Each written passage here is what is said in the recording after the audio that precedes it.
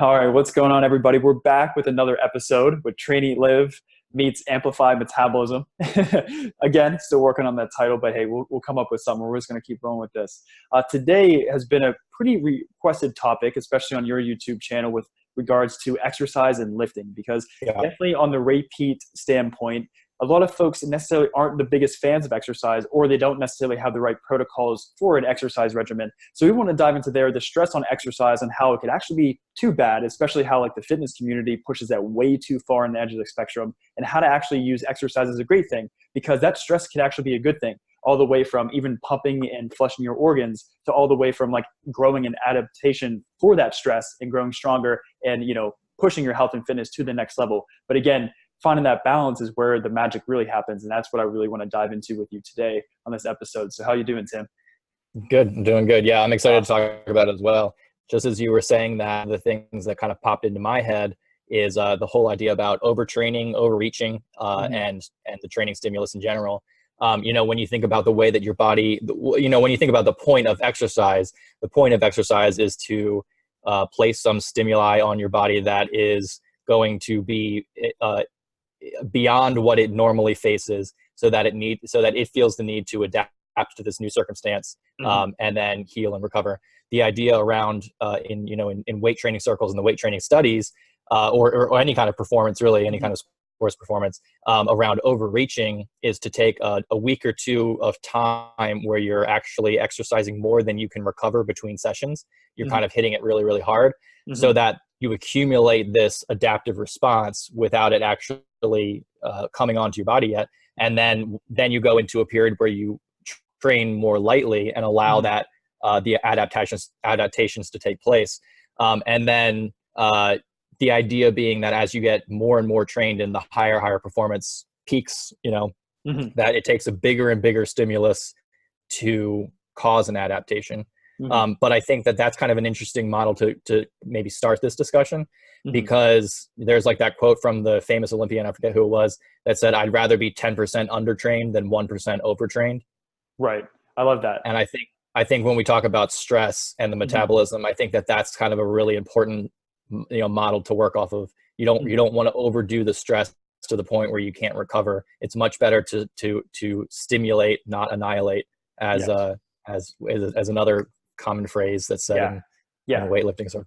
Oh yeah, definitely. And something I really like to always say is like, how can you actually like set up your lifestyle and set up something to actually like build your body up into how you want it to look and feel? Because the biggest problems in like the mainstream fitness space is, even from somebody that say is on the more like skinny fat side, or someone all the way overweight trying to lose weight, they push everything to the extremes. They crash diet and then push their exercise way too intensely. And if you can't recover from that stress, that's whenever you're going to get the negative kind of consequences from that. And someone who's really, really big in the movement space, I know inspired both of us to kind of get a little bit outside of just lifting weights, and that's Ido Portal.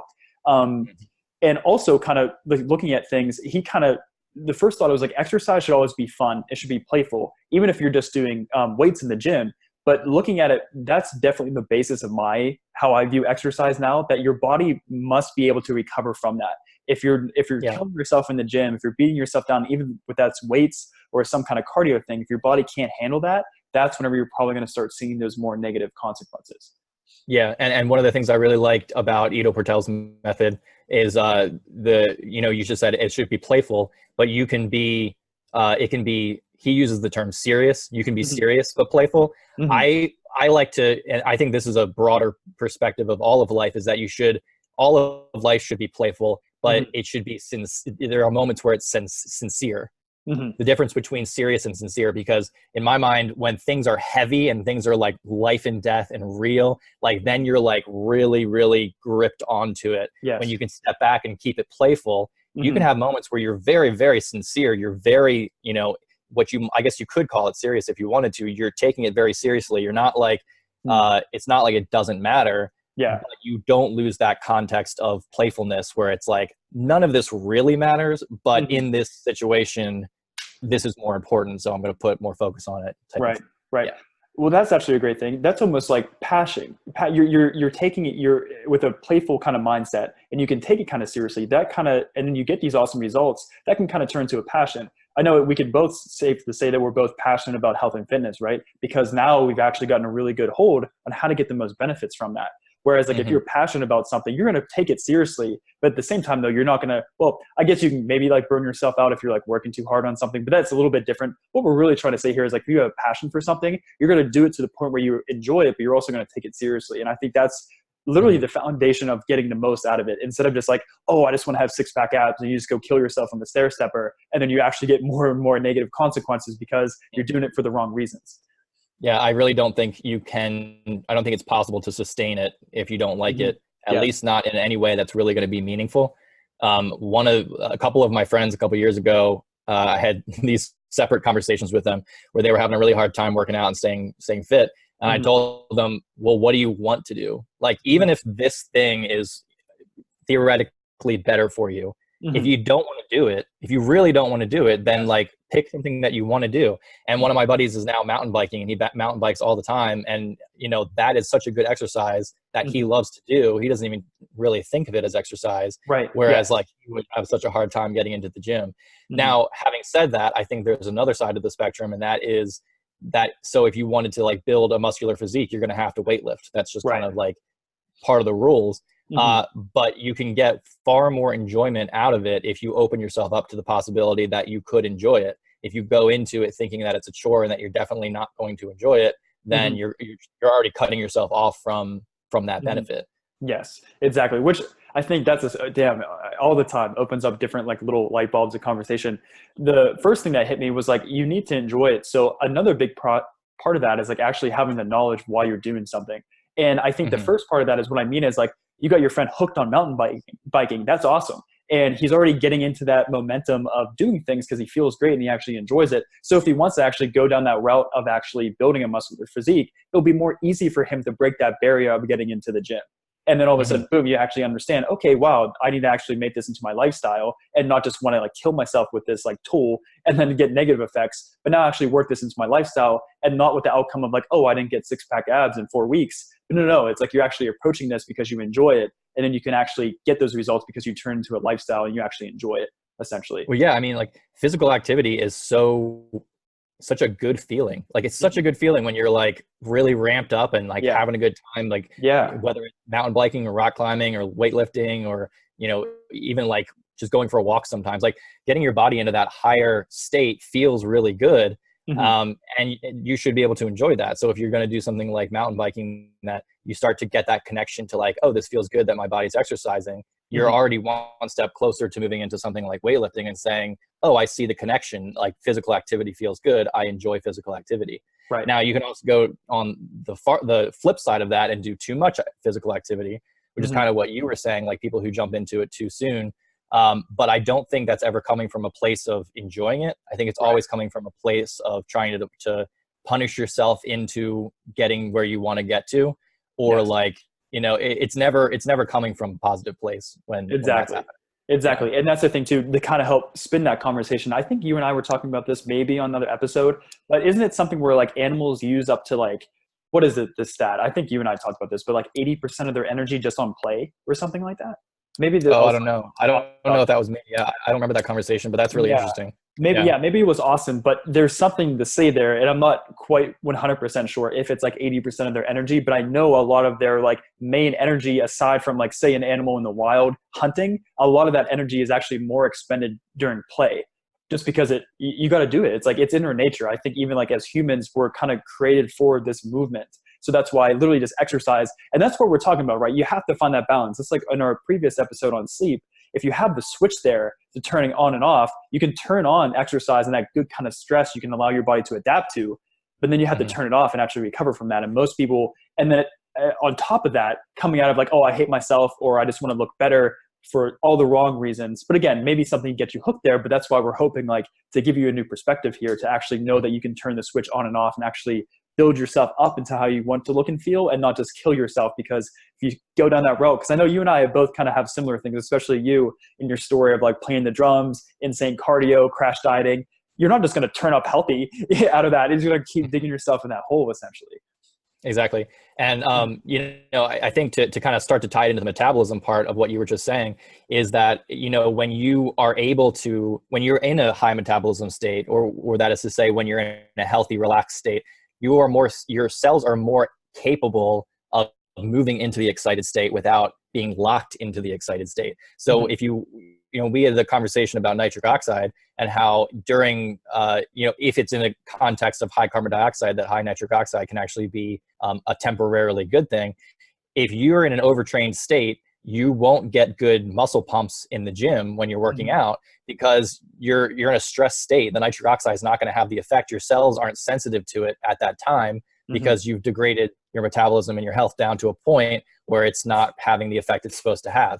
Now, if you're in a healthy state, you go in and you lift. Now you'll get these amazing muscle pumps. The blood's going to flow the way it's supposed to because your body is sensitized to nitric oxide so that now it's having the effect you're supposed to have. And I think that cyclical nature of everything is so important because you really want to always keep your body in a place where it stays sensitive to the molecules so that it works the way it's supposed to work. 100%. And even like another analogy to go with that, it's almost like with caffeine. I know I frequently take breaks from coffee, or I've been kind of limiting myself to, or I only actually feel like I need this 1 cup a day because I really get the effects of caffeine there, right? Especially like with food. But I do know if I go a few days without coffee and I have coffee, boom, I get the effects of caffeine. Same thing goes with what you were saying with nitric oxide and going to the gym. If you're really beating yourself down that path, you're not going to get the same benefits, and it's going to just keep getting worse.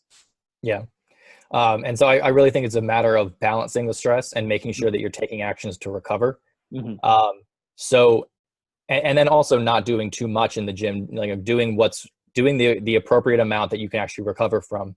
So a really interesting point here is that I think most people are almost, or at least I know that this has been true of me in the past, and it might be true of anyone who's like really hitting it hard and trying to be serious about it, is that they're almost addicted to the feeling of having done work than they are to the progress that they could make.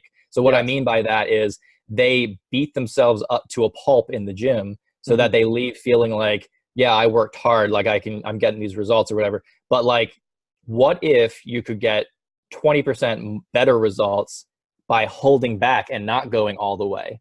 You know what I mean?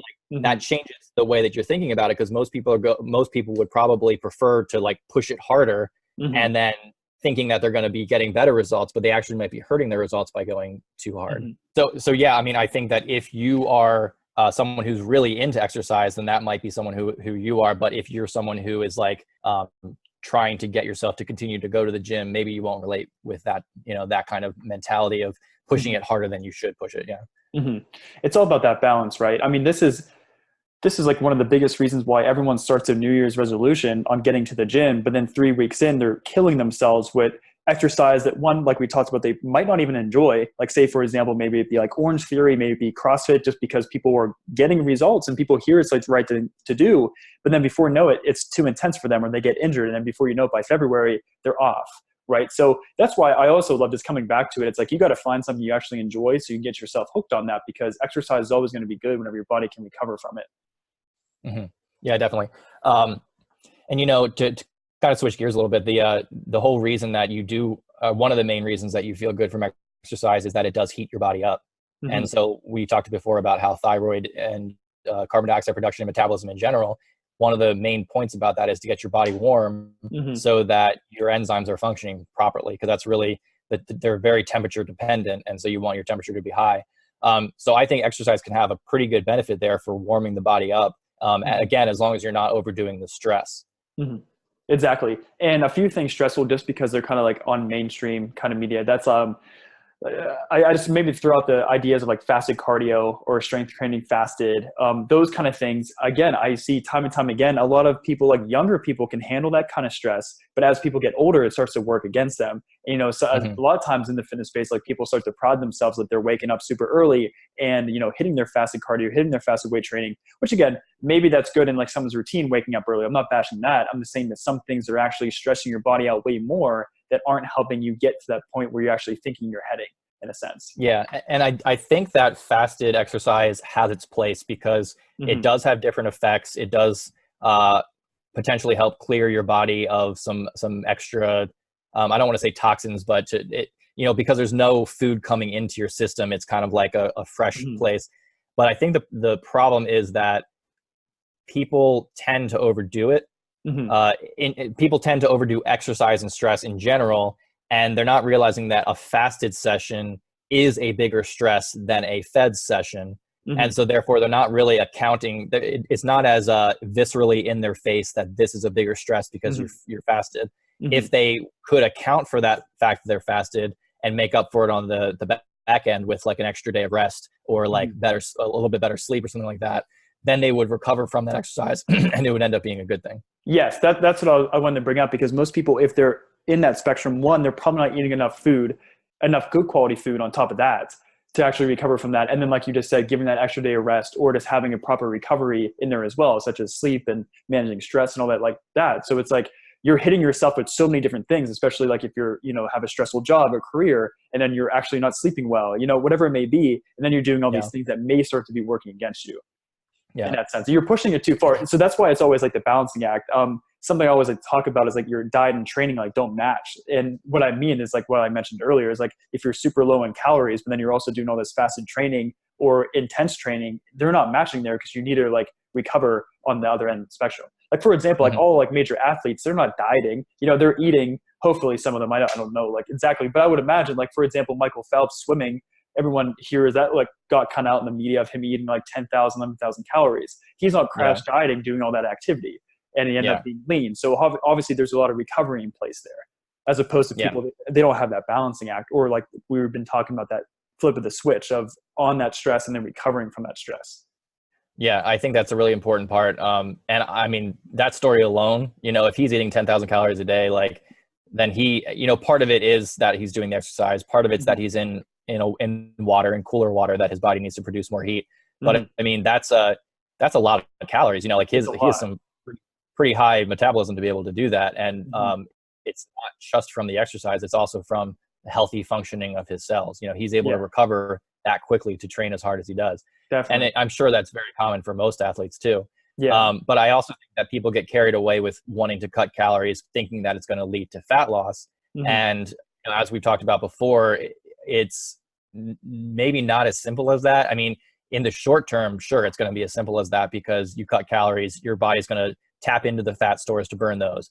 But you're kind of missing the forest for the trees, because you're going to be burning fat and lowering your metabolism to put yourself into this stress starvation place where you're lean, which is basically this lean state where your body's saying, as soon as I get calories, I'm going to store fat. That's basically the signal that you're sending to your body is like, we're lean, and as soon as we get calories, we're gonna store fat. Whereas the really sustainable, healthy way is your body saying, we don't need this fat. Things are good. We have plenty of energy. Let's heal. Let's recover. Let's boost metabolism. We don't need fat. We don't need to store this anymore. The fat's only there as a protective agent to, for times of famine. But if your body doesn't feel like there's a stress or any sort of like potential famine coming up, then it won't need to store that fat. The problem is that, I would say in the way that the physiology of most people work is that the body has a certain memory that it's gone through some sort of famine in the past or some sort of stress in the past, that now it will hold on to fat far more easily because it has had that memory that there has been a famine and maybe another famine is going to happen. So it's really a matter of reteaching your body or having your body unlearn the stress of famine and relearn the relaxation of like abundance. And like we've painted that picture of like the lush garden, times are good, plenty of food, nothing to worry about, nothing to stress about, that kind of idea. Exactly. And that really goes to show like just the idea of, calories in versus calories out isn't the most important thing there, because it's so much deeper than that. And again, it goes into that actually perspective of like, how are you actually achieving this fat loss? Are you putting your body in that stress state to be like, oh my God, like when's the next meal coming around? Or are you putting yourself, of course, not eating like tons and tons of food, because obviously there still will be weight gain there. But at the same time, though, good quality foods, and then having that playful, fun exercise, whatever it may be, whatever you enjoy, but able to actually recover from that. And that's where the perfect balancing is, that like, your body is great. You're recovering. You're in a healthy state. You feel good. And that's whenever like we started really implementing that, that's whenever I noticed like just I've been staying my leanness, and I can not even like my leanness. I just want to say like more of a healthy feel. And Yeah. that's most of me. My energy's high, sleeping well, all that good stuff. Whereas opposed to like if I got like on that end of the spectrum of like a little bit leaner, I'm not feeling my best. It's like, of course, you know what I mean? It's like not where my body wants to be. Exactly. Yeah, Yeah. and I think that you know, to kind of tie in some of that fat loss into another perspective, you know, we've said that fat and protein are really the building blocks. Carbohydrates are pure fuel. So Yes. in the healthiest sense, you're going to be using the pure fuel. Now, fat can also be used as fuel, and protein can be converted into carbs as well, to be burned for fuel. But what I really think the best way to burn fat, and I'm not just talking about losing fat, I actually mean metabolically burning fat, is by use of the muscles, because the muscles are actually equipped to burn fat, which with intramuscular triglycerides, Hmm. basically your muscles will store fat to be burned during exercise for longer term, like walking, anything that's Yeah, the lower more intensity. low intensity. Yeah. 100%. Exactly. And so I think if you're storing visceral and subcutaneous fat around like your stomach area or your hips or your thighs or anything like that, there's a hormonal cause for that. And it's always stress related. There's always a stress related cause for that. Hmm. And when you start to shift out of that stress state into a healthier state, you can redistribute your fat away from those places and put it more into the muscles where it can be burned for fuel, or Hmm. it can be glucuronidated out of the liver, which is just basically it's detoxified out of your system. Hmm. And therefore you're not, your organs and your main cellular structure is not burning fat, which can lower the metabolism because it has a lower respiratory quotient, which means it uses or it produces less CO2, and therefore it doesn't necessarily boost. It's not signaling to your body to continue burning high rates of fuel. Hmm. Yeah, that's Yeah. a really, really awesome point to make there, because I feel like there's no, I mean, what are your thoughts on this? It's more like there's no middle ground there of like the low intensity, that fun kind of playful thing, even if it's just different activities on top of like walking, but it's always kind of pushed to that end of the spectrum of like intense exercise, intense dieting, which again, it's going to really throw off your hormones and everything. And that's the problem here. That's where it's like, that's where exercise and that stress is bad, as opposed to Mhm. actually building yourself up into the health you're actually trying to achieve. Yeah. Yeah, exactly. I mean, I remember back when I was like really into reading about fat loss articles and stuff like that, a lot of the coaches I followed, there was this like recurring theme where they would say the clients that they had who respected the process and were like, all right, I'm just going to lose one pound at the most per week, and if it doesn't happen, that's okay. I'm not Hmm. going to try to lose 5 pounds all at once. I'm not going to, I'm just going to take it really slow. They Hmm. would always reach their goal far faster than they thought they were going to reach it. Hmm. Whereas someone who is impatient and wanting it now and wanting it now and wanting it now, and why isn't it here yet? And I want it now. That kind of person, it would take. They would never get there. Hmm. And even if they were able to force themselves there, it would take longer than the 12 weeks they had planned. Whereas the person who was patient and just respected the process and said, okay, it's going to take 12 weeks, they accepted it. And because they Yeah. accepted it, it's going to take 12 weeks. It actually only took 8 weeks or 9 weeks. Exactly. And so That's I such think a that good, yeah. mentality is really important. Oh, 100%. Yeah. Especially that. And that always circles back to around like, why are you actually doing this? That actually the habit shifts, the lifestyle shift that needs to happen, as opposed to like, oh, I just want six pack abs, go, go, go. And then trying to get that. But then going back to your old habits is kind of defeating the purpose there. Yeah, yeah, exactly. And so like, even when we're talking about, so you know, I mentioned the muscles are equipped to burn fat, Hmm. and part of that is because they are equipped to contract and relax, Hmm. which is really to say that they're more equipped to go into the excited stress state and then back into the relaxed state much more easily than organ cells are. And that is, if you understand the way that the actin and myosin filaments interact, Hmm. and the fact that when they contract together, there's a calcium blocking, I think it's trypsin is the molecule. The calcium Yeah. blocks it from allowing them to move back apart. And you need that ATP energy to release the calcium so that they can move back apart. We've Hmm. talked before about how calcium inside of the cells is a deterrent for respiratory metabolism.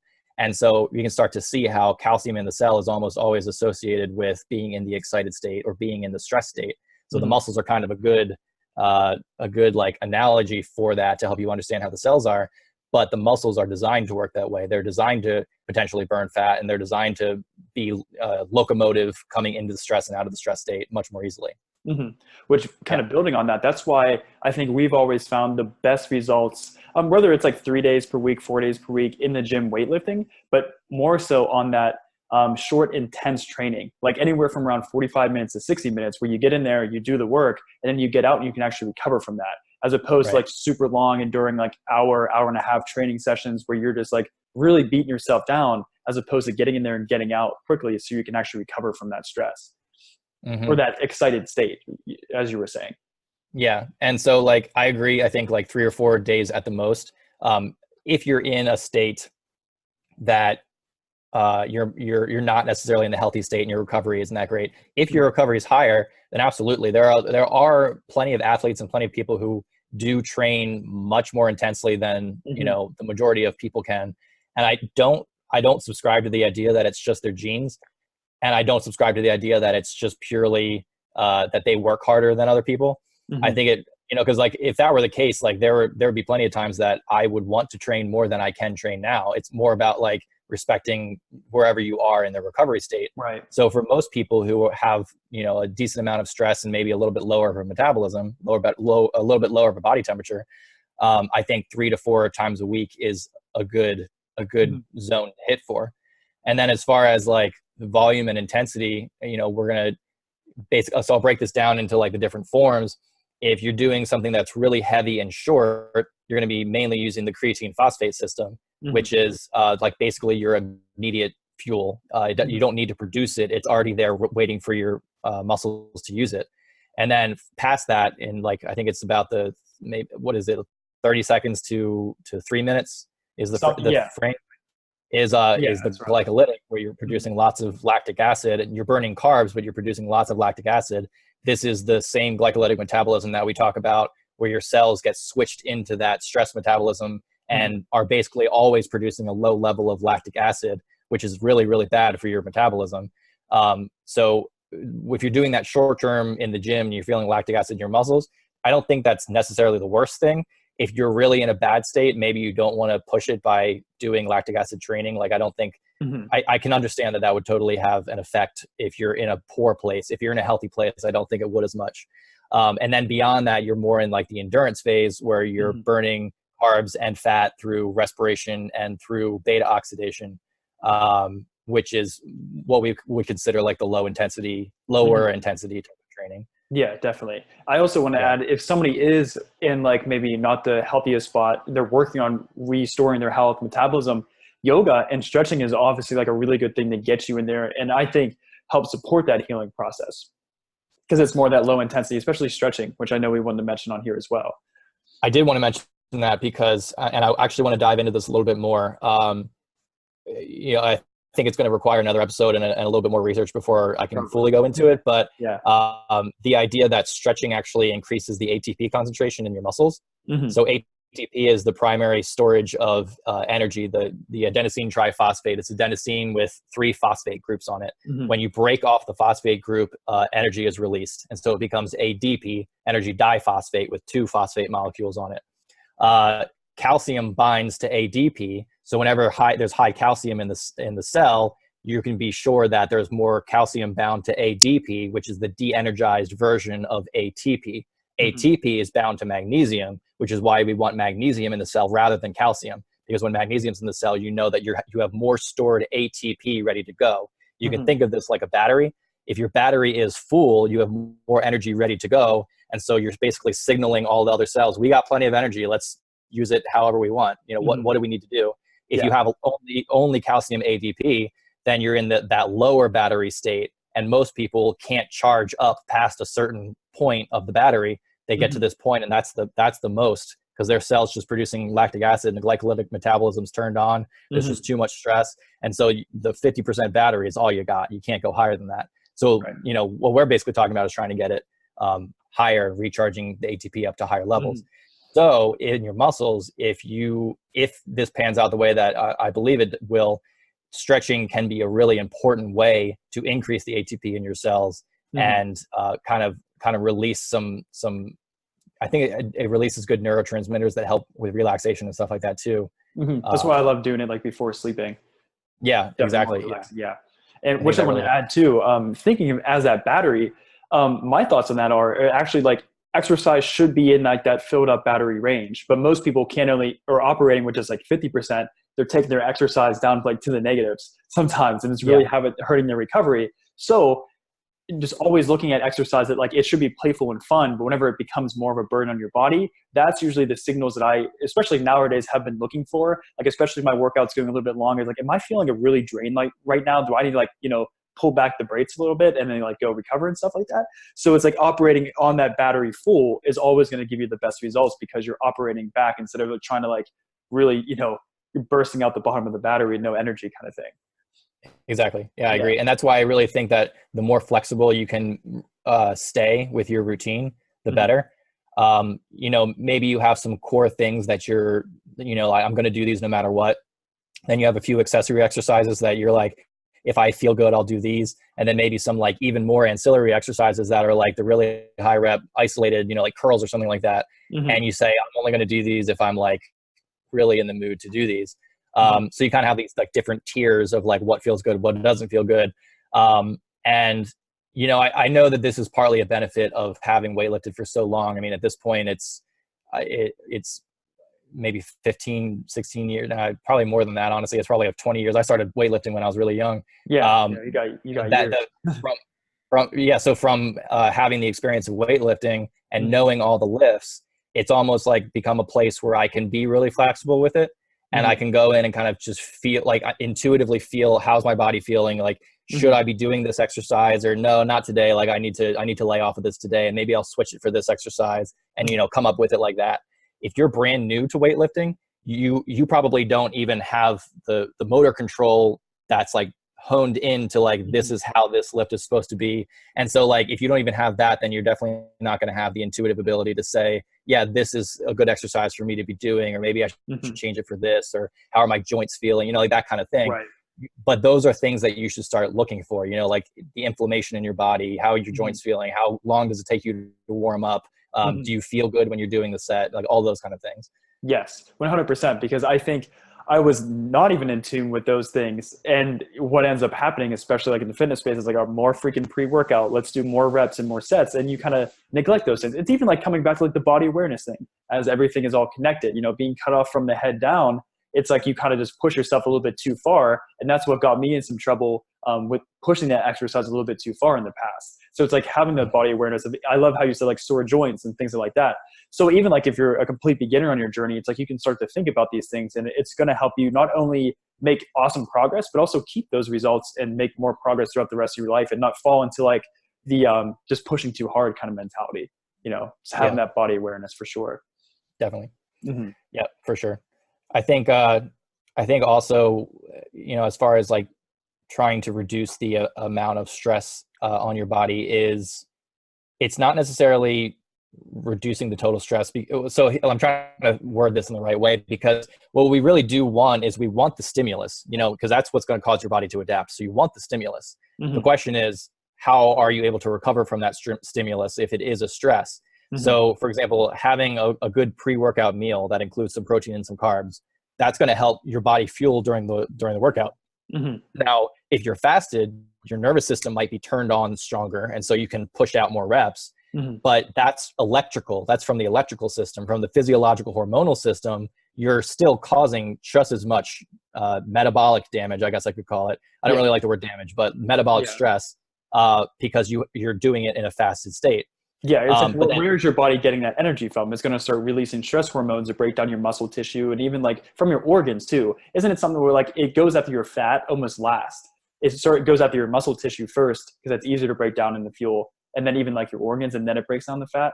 Is that correct? yeah, well, that's why, like, The so process. the studies with like exercise and weightlifting will Mhm. invariably show that a higher muscle protein breakdown Mhm. after the workout. And that's why a lot of studies are trying to look at like, how can we minimize the protein breakdown? Well, Mhm. some of it you don't want to minimize, because some of it is happening as a result of the stimulus Right. needed for rebuilding, like break Mhm. down the protein so that we can rebuild it bigger, that kind of idea. But I do think that supplying the nutrients, like, the question is not how do you stop protein breakdown. I think the Mhm. bigger question is, if you're breaking down to build up stronger, are you giving the protein that is needed to build up stronger, or are Right. you withholding that protein and Mhm. creating this like state where your body can't can't cope. Yes, 100%. Kind of going back to like, is your diet and training matching in a Yeah. sense? To simplify Yeah, it, exactly. is your training way too intense and you're also not even giving your body the food to recover from that? Or is your training dialed in to where you're not stressing yourself out and you're also giving all the awesome nutrients your body needs? That's a win-win right there. 100%. Yeah, exactly. Yeah. And then so similarly, having a good post-workout meal, I usually like to at least eat twice after, if it's like a dinner and a dessert, like eat twice after a lifting session, because Yeah. you really want to make sure that you're providing the nutrients needed after you've put your body through, through the ringer. You need to give it the things it needs in order to recover. 100%. Yeah. I usually love doing something like that too. Usually I love, I think we talked on the, there's a nutrition company, Naked Nutrition, where they have a really awesome casein and whey, even where just like the only ingredient is grass-fed whey or grass-fed casein. So no other additives, because again, all the fitness mainstream supplements have tons of dyes, artificial crap in it. So it's like actually getting good quality. But I love doing that, like sweetened with like some raw honey, just to get that protein and carbs right into my system, and then make sure I have a big meal, make sure I have like a dessert or something after that as well. Yeah, exactly. Yeah. And then also similarly, getting plenty of sodium and potassium. Really important to replenish the electrolytes. I like coconut water, or potatoes have lots of potassium. You can put table salt on your meats that you're eating, or on potatoes and stuff, that increases the sodium content. I think that's all really important to just make sure you're replenishing not only the macronutrients but the micronutrients as well. I would say not like sea salt. I think whenever you say table salt, we know we're talking like sea salt.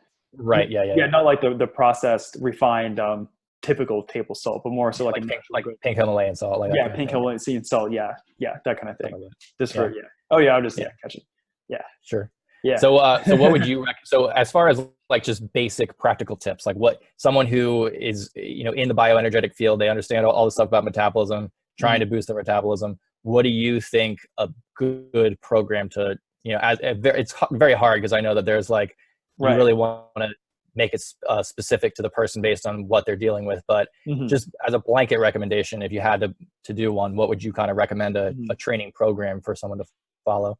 Yeah, definitely someone where you're meeting like to build more muscle, say for example, to increase their body and their look and everything, appearance, function. I would definitely say I would say strength. Before you get too far into it, just strength. Yeah, strength. I would definitely say like even like something as simple as like starting strength, where you're working like the main compound exercise, especially like if you're new and you need to learn exercise form, that's super important. But like ideally just hitting something 3 days per week and have your sessions around 45 minutes to 60 minutes. It's like, I found that to be like the optimal time to get in there, do the work in where it's not really stressful on you. Again, you still have to push yourself, you have to try, but it's more of like what we were talking about, the more passion, you take it seriously, and it gets exciting to actually, make those strength increases, add one more rep, add 5 more pounds, but it's not really putting a burden on your body. So like definitely, and again, starting out slow, even if it's just 2 days per week, it's better than nothing. But 3 days I found is like that sweet spot of working your main exercises and, working within like around the 4 to 6 rep range on your core compound exercises.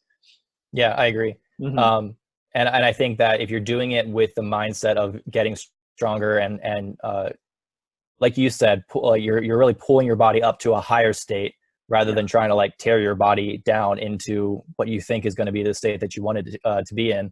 So if you lead your workouts, like what's your mental place? Are you in a place where you're kind of like feeling so exhausted and then that's giving you permission to feel good because you feel like you've worked? Or is it like a knowing like I did what was right for my body and like and now I'm recovering really fast? So it's almost this thing, like it's really an interesting revelation I had the other day, was like if you were, say like you're out in you're mountain biking or something, we used that as an example before, and you like get this really like gnarly cut on your leg and it's like it looks really cool and you get to show your friends like, yeah, I got this cut, like mountain biking it was awesome and everything.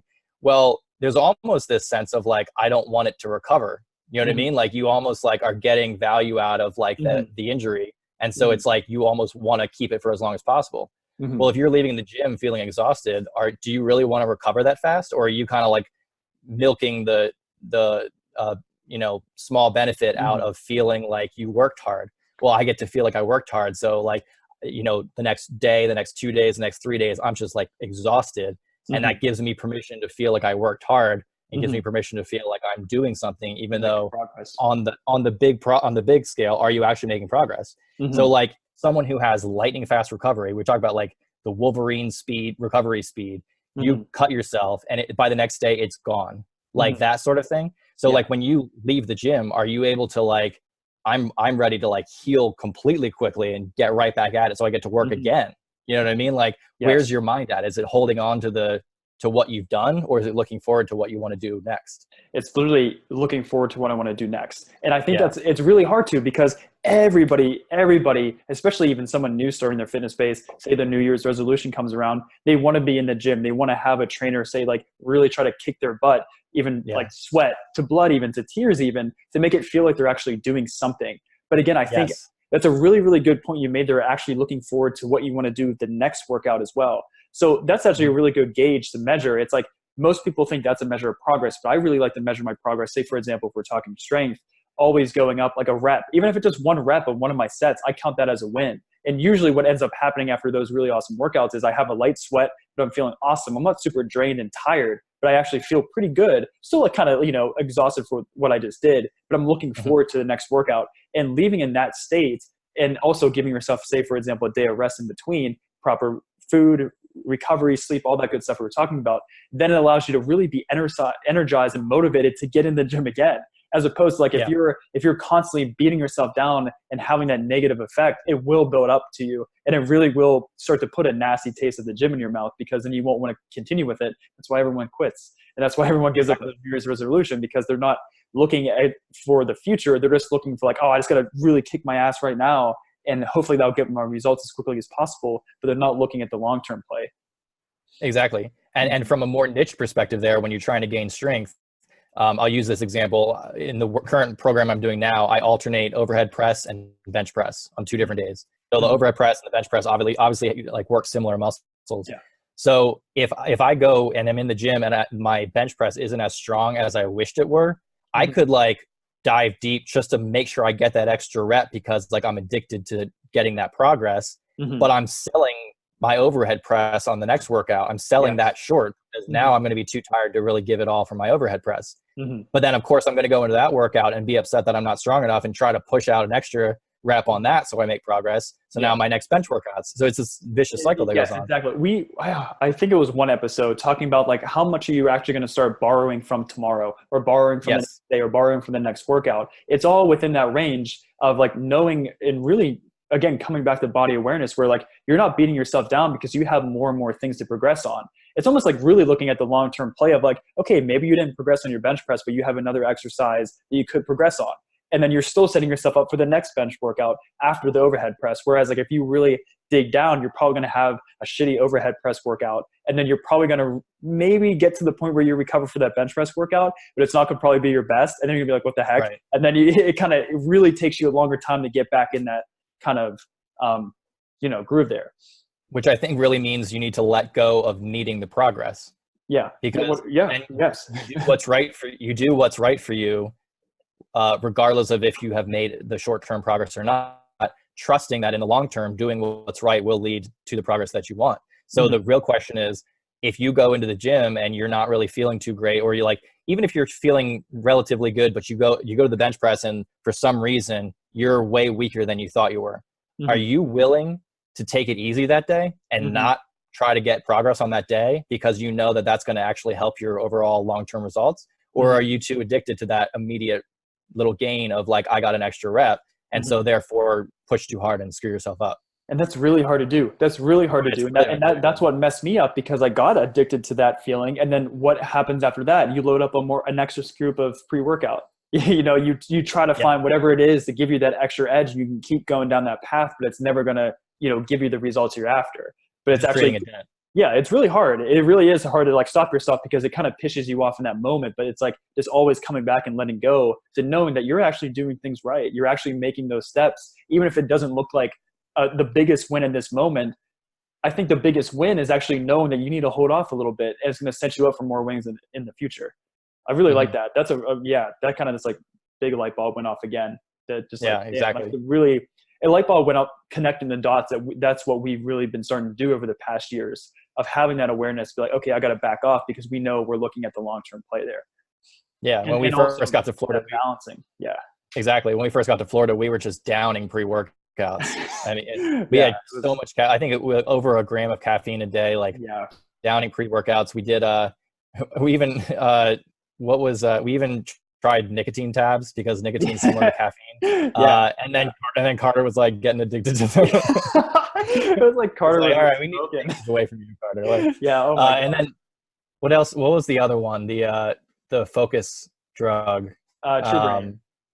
No. The No. one that was it's like it's not Adderall, but it's similar to it's like the Modafinil. caffeine, the modafinil. That was that. Yeah, Modafinil. Yeah. for a while tried that, and like I don't know, modafinil is too much. I think it's just it locks you. If you want to talk about locking your cells in the excited state, that's what Yes, modafinil. 100%. And again, that's borrowing from your next days, Yeah, 100%. Because yeah, it's so in that moment you're like, damn, I want to have a really. This is kind of shifting gears into like productivity and work, but it's like you want to really have that productivity and work day. You're gonna pop modafinil, and you're gonna do it again. You're gonna do it again, and it's gonna keep borrowing from those next days. And then before you know it, you're gonna need like a whole freaking week off because you just can't focus. Whereas like if you operate in that balance and with the recovery, you're gonna have awesome days more repeatedly throughout. Like yeah, so again, that goes right back to training where like if you don't kill yourself in the gym, you're going to have really awesome workout sessions throughout months and years on end and actually get the results you want without actually beating yourself down, hitting the gym, falling off track, getting back on, all that shit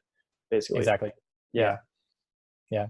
I love how when we started this episode, we were like, yeah, just 20 minutes. We'll keep this one really short. I peeked up at the clock. I was like, geez, that was a full 50 minutes. So it was good Exactly. stuff. It was really a lot of other like light bulbs went off about lifting. And I'm definitely excited to do more in-depth episodes on like maybe more training regimens and like reps and weights and even more things regarding fitness. But this is definitely a good basis on like how you should approach exercise and training, whereas you're going to build your body up into how you want it to look and feel instead of just beating yourself down and wondering why the heck you didn't get abs or something like that. Yeah. Yeah. Yeah, I agree completely. And you know, for those of you listening, know that we will be coming back to these topics, especially the ones that you guys tell us that you really like. And if you really want to hear more about it, we'd be glad to go into more specifics. These general step back, you know, like you said, Trent, like about how to approach.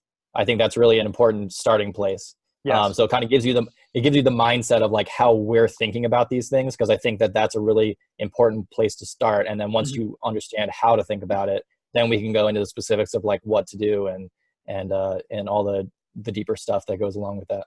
Yeah, I love that you said like the mindset, how we're actually thinking about this stuff, because I mean, regarding fitness and lifting, most people are literally just focusing on that outcome and they're focusing on that end goal where it's like, you can't, because this is going to be like a forever thing. And if you release and let go of that end goal, you're going to do more things that are right for you in this moment, not attached like, damn it, I didn't get this result fast enough. And if you really, especially in like your fitness journey, if you're just starting this now, or if you've been struggling, if you have that mindset of like, okay, I'm doing the things that are going to help my body and not just trying to arrive to six-pack abs or bigger muscles, whatever it may be, you're going to end up doing the better choices and have the right mindset that's going to last you a lifetime, and not dig yourself deeper in a hole of more workout, more just abusing your body and hoping to get that better result. Yeah, exactly.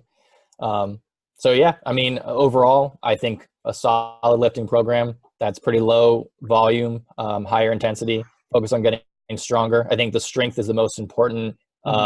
Strength and power are the most important functions of the muscular system. Yes. And I think the rest of it, the endurance and stuff like that, will all fall into place. In addition to that, I definitely think that stretching is really important.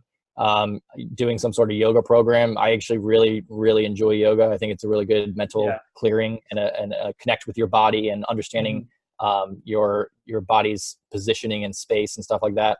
Also tying your breath into the stretches as well. It's a really, really good practice to help with body awareness and everything. Down Dog is actually a really good app. I think it's free. You can also upgrade to a subscription to get like more personalized things or whatever, not associated with Down Dog here, but it's just really awesome for anybody who hasn't even did one yoga position or anything in their life. It's just so video demonstrations, and yeah, I'm really just like selling this app, but it's really good. It's really good. Yeah. No, yeah, I agree. I use it too. I really love like it. I even like, hey, like for my clients, it's like, I'm not a yoga instructor, but you should just use this app and get your yoga in, because it's just, it just works. Yeah. Yeah, exactly. And then that also gives you a little bit of like the endurance and the coordination and the balance and the proprioception. And you got like all those other general prep type of things going, so that it can help to put you in a better foundational place to make better strength gains. Definitely. Yeah. That's a big thing I neglected early on too. It's like, weights, no mobility, no stretching. And yeah, I definitely I definitely paid the price with like shoulder injuries and stuff like that I'm still recovering from. But just knowing that all the balance is super important too. And again, this is like finally tying everything back in. If you like something, it doesn't have to be weights, but just know that you can use different tools in fitness to get the look and health you're after. But Mm-hmm. definitely do something you're interested in, and always include something you're interested in, and make sure it's Right. fun and playful, because that's what's going to keep you hooked, and you're going to be passionate about it. You're going to keep going and actually get good Mm-hmm. benefits from it. Yeah, exactly. Mm-hmm. And one other thing that I'll add too is the mindset you're going into it with, or rather, I think this. Okay, so I think this is actually this is far more important than most people would give it credit for. Is how does the exercise make you feel?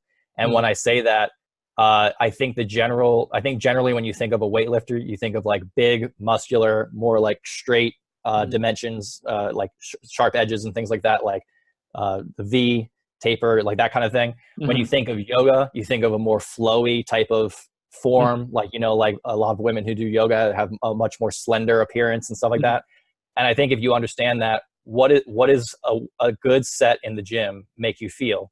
It Mm-hmm. makes you feel powerful. It makes you feel like I lifted that weight, I moved that thing, I threw Yeah. that thing as like at that speed. It makes you appreciate the power of your body and the strength of your body. What Mm-hmm. happens when you're in a yoga, you're doing the yoga, you're feeling this flow, you're feeling like the Mm-hmm. beauty of the physical form in this certain position, and like the flexibility and the ability to move. So like the mindset of both of those are Mm-hmm. different. And I think that plays a really big role in how your body is going to respond to the exercise. Mm-hmm. So if you're going in the gym and you're trying to eke out these reps, trying to just struggle to maintain Mm-hmm. pushing this heavy weight, then what are you signaling back into your body? You're teaching it Mm-hmm. to barely hold on, to just barely make it Yeah. through barely make it Mm-hmm. through this workout. Like that's going to have a different effect on your body than feeling like, damn, my body's powerful. Like I just Yeah. pushed that weight. My body's powerful. Yeah.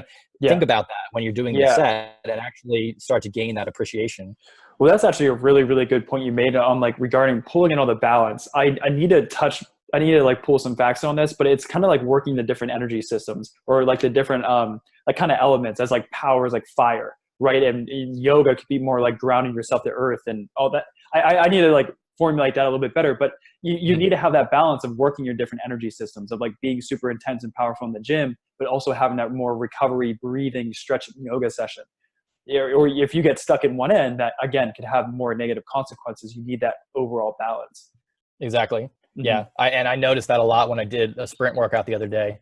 And during the sprint, I put a strong intention of like feeling how fast my body felt. I'm not a great sprinter. I'm not like super fast. There are plenty of people who are faster than me, but I wasn't doing it from a comparative mindset of like, oh, I'm not fast enough like these people. I was just enjoying Right. feeling the speed of my body against the pavement as I Mm-hmm. move. And, that added such a new dimension to the workout. And Mm-hmm. I have to believe that is a powerful effect on the Oh, outcome that you get from it. Yeah. oh, 100%. I mean, that's huge. I mean, the comparison cycle and problem that everyone's comparing like yourself to others, that's huge, especially in fitness, of like how that person looks, the genetics of that person. It's like, who cares? And that's very, very hard for me to say that. I know that, because it's like, it's Yeah. easy to start comparing yourself, but the more that you can just practice, like focusing on what's good for you, focusing on that mini win you had, or focusing on that awesome compliment you got, that you look better in clothes, or that, you move some more weight in the gym, one more rep. It's like, then you're focusing on your own life, your own goals. And that's whenever you get the really big win. It's hard to do that though, especially with like social media and shit. But once you can I actually would, and I focus would on, almost, yeah, I go would ahead. almost say leave out the reactions of others. Mhm. Enjoy it because you like how it makes you feel. You know what I Definitely. mean? Yeah. Find out why that makes you feel that way. If you Mhm. feel powerful, you're going to end up looking powerful. It's just how your body's going to reflect that. Yeah. And how do if you just sit in your living room all day and just focus on feeling powerful, well, there's a limit to how powerful you can actually feel by just sitting there. Mhm. To really feel powerful, you Mhm. go out and you do something with your Yeah. body that proves your power, which is Mhm. something like sprinting or weightlifting. And Yeah. now you've elevated the belief that your body is powerful to a new level. And Mhm. then the action combined with that belief are going to have the effect that brings your body into that new place. So it's like Exactly. the action and the thought combined create Yes. magic, this Yeah. magical. And create like memory in a sense too. Yeah, yeah, Yeah. Yeah. yeah. Yeah. Yeah. Shit. It's a long episode, And man. a podcast. Yeah. So that was a really, really good intro in lifting weights and like how we kind of approach it. from the repeat perspective, but also tying it into what we want to do, because like exercise is amazing for the body, pumping the organs, growing, developing, adapting to that stress, but also having that balance of like not pushing things too far and actually getting the main benefits out of it. Yeah. Mm-hmm. Yeah. All right. Well, if you guys like this video, give us a thumbs up. Be sure to share it with anyone that is into exercise, and especially people who are focused on metabolism and bioenergetics and want to know about our views on exercise. Please leave comments if you have questions or if you liked it. If you want to have any more in-depth conversations about these topics and you have anything specific you want to talk about, be sure to drop that below. Be sure to subscribe so you keep up with new updates that are coming out. And if you check in the About section on my channel, and I think Trent's going to do it soon too, we have a link for a Patreon account to help if you really like this information and you want to give us a little bit of love, a little tip to say thank you, then we'd super appreciate that. Obviously, no obligation to do that. It's just a little bonus for us if you do. Helps us upgrade our equipment and helps us to kind of make these episodes better and better for you guys. So I think with that, we are good. Anything else to say, Trent? No, that's all. Perfect wrap up. Other than that, enjoy the rest of your day or night whenever you guys are watching this, and we'll see you in the next episode. Cool. All right, guys. Awesome. Have a good one. See ya. Peace.